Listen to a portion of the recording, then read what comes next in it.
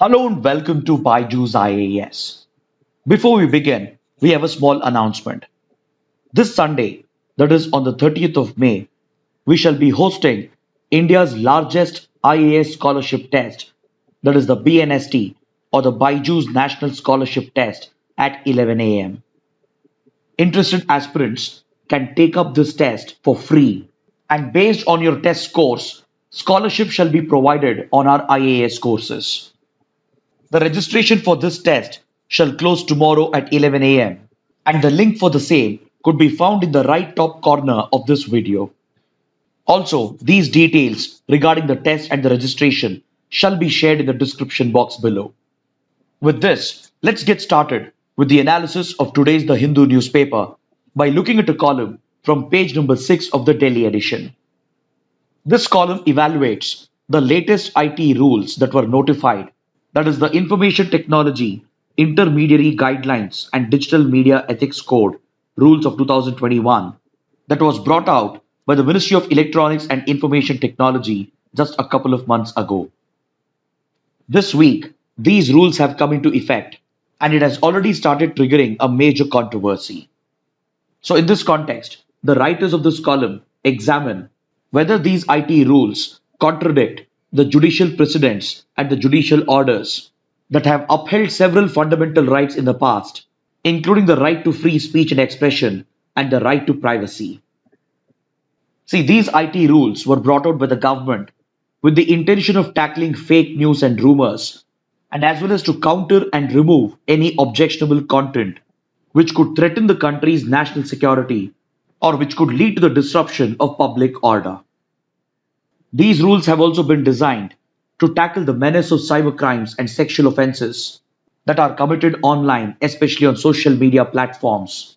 And these IT rules also have the intention of regulating online content, especially on digital media platforms and OTT platforms. So essentially, the latest IT rules that have been notified by the Ministry of Electronics and Information Technology applies for social media platforms which are considered to be intermediaries, and it also applies for digital media platforms and OTT platforms. See, the online domain in India is regulated under the Information Technology Act of 2000, but this legislation did not provide for the regulation of new forms of media such as social media, digital media, and OTT platforms. So these spaces of the internet were largely out of the purview of the IT Act, and considering the menace of fake news and considering the need to take down and regulate objectionable content online, the government felt the need to extend the regulation of the IT Act to these domains as well. So, accordingly, under the IT Act, a new set of IT rules have been notified, which enforces a set of guidelines on the intermediaries and it also enforces a digital ethics code. These rules they seek to empower the users of social media platforms by promoting greater transparency and accountability in their operations. It makes these intermediaries accountable for the content that they host on their platforms. And accordingly, if the government considers any content to be objectionable on these grounds, then these social media firms will have the responsibility and the obligation to take down or remove such unlawful content and assist the law enforcement authorities. Then the social media firms have also been mandated to provide for a traceability feature on their platforms through which the first originator of a message or the creator of a message can be traced and detected in case those messages have contributed to the commission of an offense. The new rules also mandate the social media firms to abide by strict laws, and it also mandates them to have a local presence by setting up local offices within India, and it also mandates them to appoint local nodal officers and grievance officers and compliance officers who could be held accountable by the government for the enforcement of these rules. Then, for digital media platforms and OTT streaming platforms, the rules seek to promote self regulation as an ethics code through which these platforms will self classify and self certify content, and they will have to abide by a code of ethics that has been prescribed under these guidelines. These intermediaries have been mandated through these rules to set up a three-tier grievance redressal mechanism, including at the level of each individual company and as well as at the level of respective industries, including a national level grievance redressal mechanism. As per these rules, digital media platforms should abide by the same standard of guidelines and code of ethics, which is currently being followed by traditional forms of media as per the norms laid out by the Press Council of India. Currently, traditional media follows a self regulation model and abides by a self imposed code of conduct and code of ethics, which is brought out by industry level bodies. So, similarly, digital media platforms are also expected to follow self regulation and observe the same laws and guidelines as being followed by traditional media. If the intermediaries do not comply with these rules and guidelines, they will no longer enjoy immunity for the user content that they host on their platforms. And in case of violation, they shall be liable for strict punishment either under the IT Act or under the Indian Penal Code. Without a doubt, these rules are definitely needed to tackle the menace of fake news and to remove objectionable content which are posing a threat to the country's national security and as well as to law and order. The writers point out that these new rules does have several positives because it provides for the removal of any non-consensual intimate pictures within a strict deadline and thereby it helps in tackling any sexual crimes and offenses committed on these platforms. It also makes it mandatory for the intermediaries to regularly publish a compliance report indicating whether they're following and observing these rules and guidelines. And this is supposed to increase transparency and promote accountability with regard to the manner in which these intermediaries are operating in India. It's also noteworthy that these rules provide for a dispute resolution mechanism with regard to removal of content and any disputes that might arise between the government and the intermediary or between the user and the intermediary can be taken up through these dispute resolution platforms. Then it also mandates the intermediaries to label the content so that the users have sufficient information to know whether the content that they're looking at is advertisement or owned content or sponsored content or exclusively controlled content. This enhances the awareness of the user with regard to the content that they are using or being exposed to, and this allows them to make an informed choice. So, while these are definitely some positive aspects of the latest IT rules, it also has a set of drawbacks. According to the writers, the flaws that exist in the IT rules contradict several previous judicial orders and judicial precedents that have been set with regard to protection of fundamental rights. And some of these rules could result in the violation of right to free speech and expression, which is a guaranteed fundamental right under Article 19 of the Constitution. And it could also result in the breach of right to privacy, which is a fundamental right guaranteed under Article 21. See, under these rules, the intermediaries have been mandated to remove any objectionable content within 36 hours of being notified by the government and the law enforcement authorities. This short window of time that has been given denies an opportunity for fair recourse for the intermediaries because this strict time limit doesn't provide them an opportunity to challenge the orders of the government, and they simply have to accept the government's order that this content which has been asked to be removed is objectionable. And by providing this discretionary power to the government and the law enforcement authorities, a ground has been created where any content can be deemed to be objectionable in the eyes of the authorities, and this could result in the breach of fundamental right to free speech and expression. Essentially, in the name of national security and law and order, the government could misuse these powers to target any dissent, criticism, and opposition, thereby resulting in the stifling of the fundamental right to free speech and expression. So, this possibility that exists goes against the rulings of the Supreme Court in the LIC versus Professor Manubhai Shah case, in which the Supreme Court had held that the freedom to express one's views and opinions is the very lifeline of a democracy. If this freedom is snatched away by the state, and if the state gets to decide as to what is objectionable or not, then it will stifle free speech and expression, and this would mark the death knell for democracy and help usher in dictatorship or autocracy. So, under the IT rules, the discretionary power to decide whether the content is objectionable has been placed entirely with the government and the authorities, and the chances are very high that these powers could get misused to target any content that is critical of the government or to target dissent and opposition, which is a fundamental right in a democracy. Next, the other problem with the rules is that these rules have been brought out under the IT Act as a piece of subordinate legislation by the Ministry of Electronics and Information Technology. Subordinate legislation is nothing but delegated legislation where the concerned ministry of the government is bringing out the finer rules under a law that has been passed by the parliament. But in this case, the writer says that the IT rules represent an example of colorable legislation, and they even go to the extent of branding these new IT rules as unconstitutional or as ultra vires to the constitution. Because, as they have pointed out, the subject of digital media doesn't fall under the jurisdiction of the Ministry of Electronics and Information Technology. This domain falls under the regulatory powers of the Information and Broadcasting Ministry. So, in the name of regulating intermediaries through a subordinate legislation, the Ministry of Electronics and IT has apparently exercised extraterritorial jurisdiction over digital media, and this makes the IT rules an example for colorable legislation, which refers to a case where the legislature cannot do something indirectly if it is not possible to do so directly. So, if the intention of the law is questionable, it becomes a piece of colorable legislation. And in the case of digital media, the regulatory powers should have been exercised only by the I&B ministry.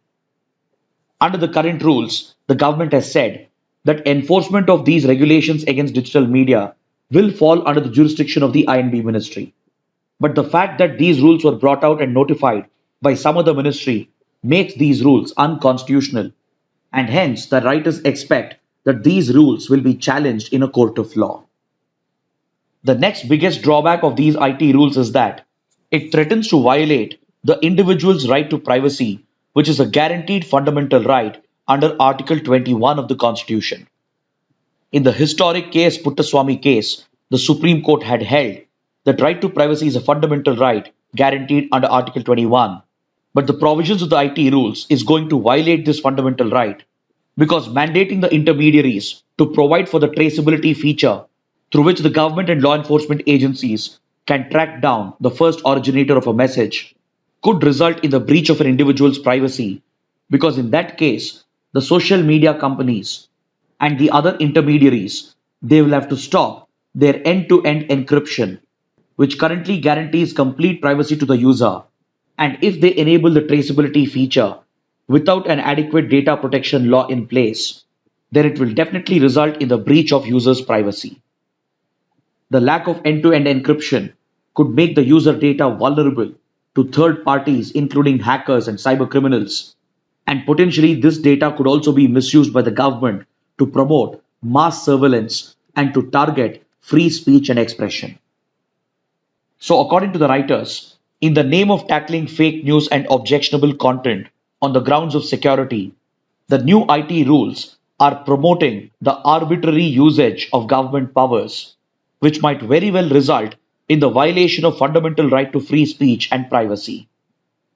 Then upon this, these IT rules could also increase the operational cost for these companies because the mandatory requirement to post local officers who are Indian residents and the mandatory requirement to open local offices will definitely push the operational cost for these companies, thereby leaving behind an economic impact on the IT market.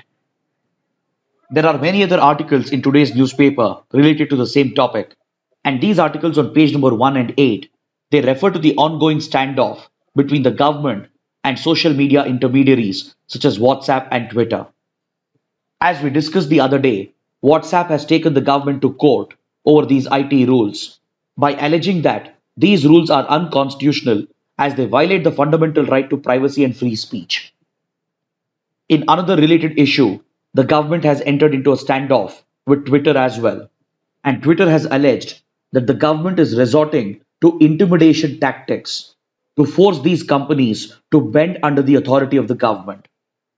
But the government has retaliated against these allegations, and it has said that Twitter has been trying to defame India, and it has been constantly defying the law of the land, and it has reminded Twitter that lawmaking and policy making is the sole prerogative of the sovereign government, and companies like Twitter are just a social media platform which have no local standi in dictating India's legal policy frameworks.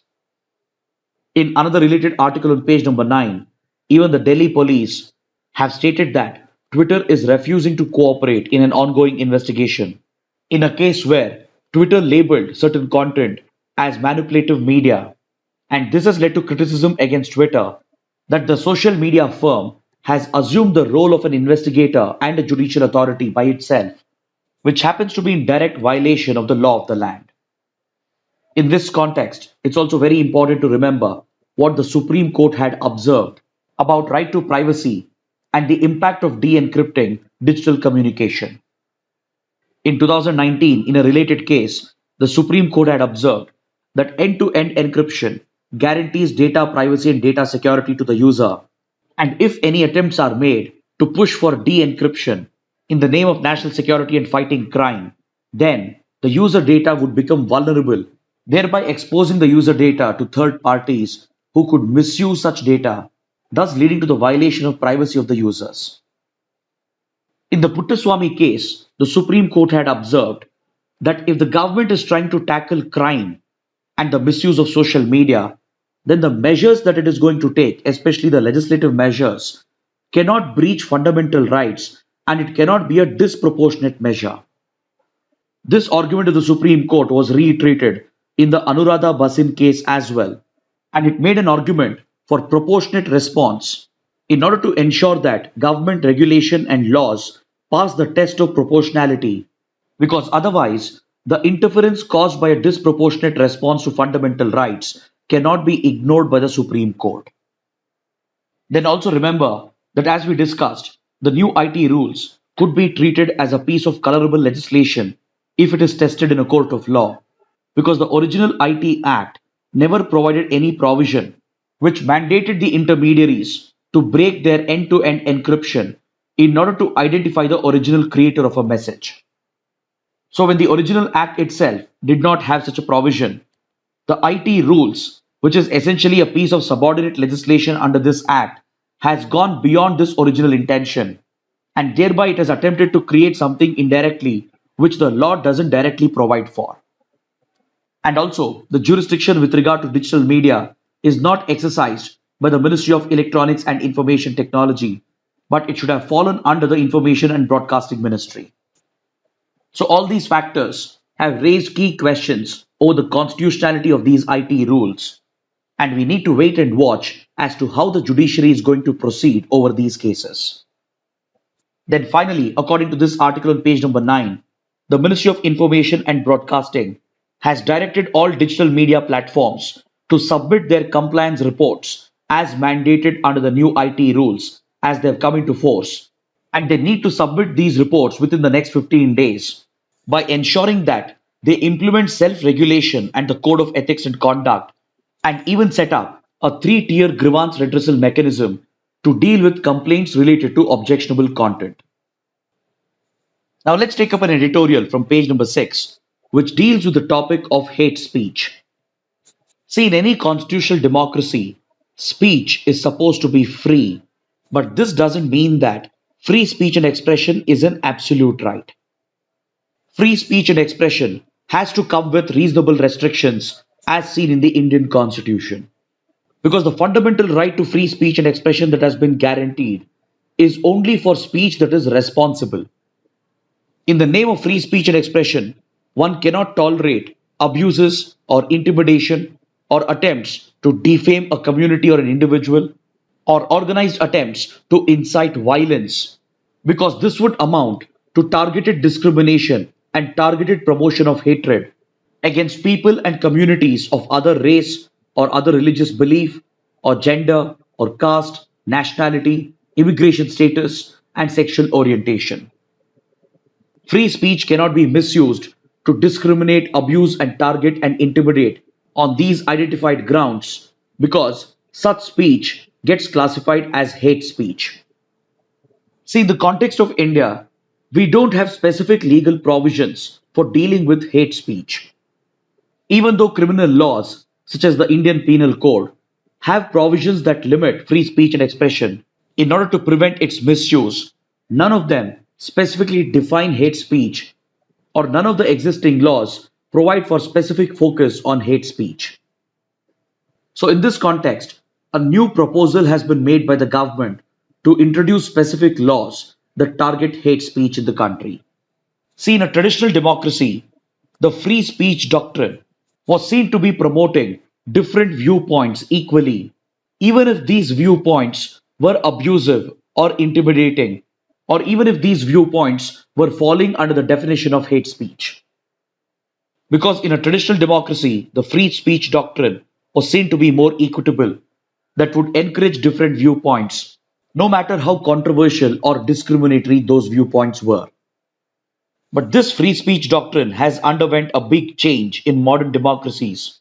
And today, free speech doesn't give the power to target vulnerable sections and vulnerable communities on the lines of race, religion, gender, caste, nationality, sexual orientation, etc.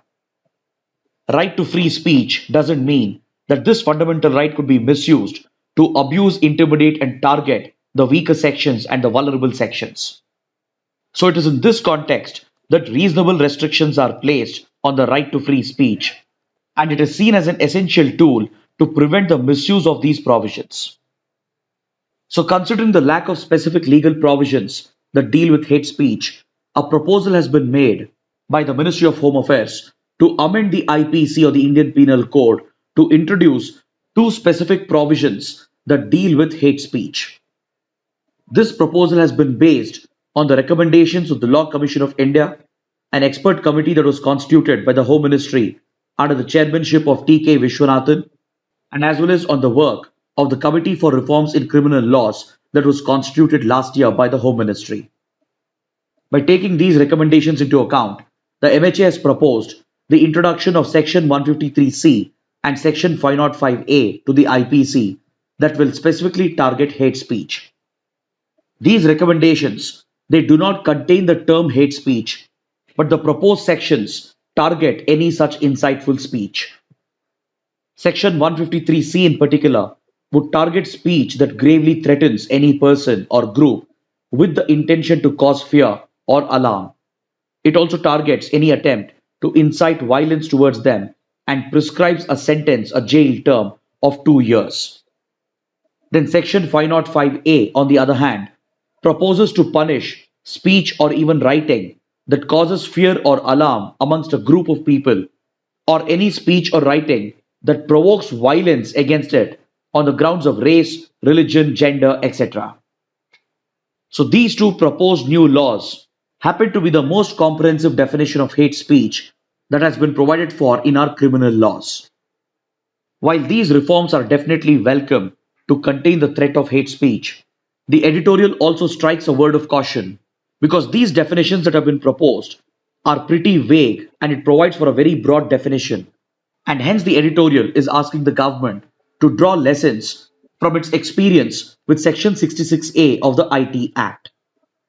This section of the Information Technology Act of 2000 sought to criminalize any offensive or annoying messages that was being sent through the internet medium, but its vague definition and broad definition allowed the authorities to exercise their discretion, and conveniently the ruling parties would use this provision to target any speech that was critical of the government or that was opposed to the government, and they would brand such content as offensive and objectionable, and thus initiate criminal action and proceedings against the accused. This provision of the IT Act became widely misused, and hence in 2015, in a landmark case, the Supreme Court struck down this provision as unconstitutional. This ruling was passed by the Supreme Court in the historic Shreya Singhal case, and through this ruling, Section 66A of the IT Act was declared as unconstitutional. So, by drawing lessons from this experience, it would be very important for the government to provide for a specific definition of hate speech in these new proposed laws, and it should specifically seek to punish any incitement to violence or advocacy of hatred or any speech that poses an imminent threat to public order or against a targeted group, especially if it is a vulnerable group. So, such a law, which is free from vagueness and broad definitions, will reduce the discretionary powers that can be exercised by the authorities and the government, and does help in striking a balance between right to free speech and reasonable restrictions. Now, let's look at the mains practice questions. The first question: the IT Rules 2021 go against landmark judicial precedents that uphold key rights. Evaluate. The second question: speech is free, but it is a freedom that comes with responsibility. In the light of the statement, examine the proposed hate speech provisions under the IPC. Kindly write an answer to these questions and post your answers in the comment section below. This concludes our discussion for today. Thanks for watching.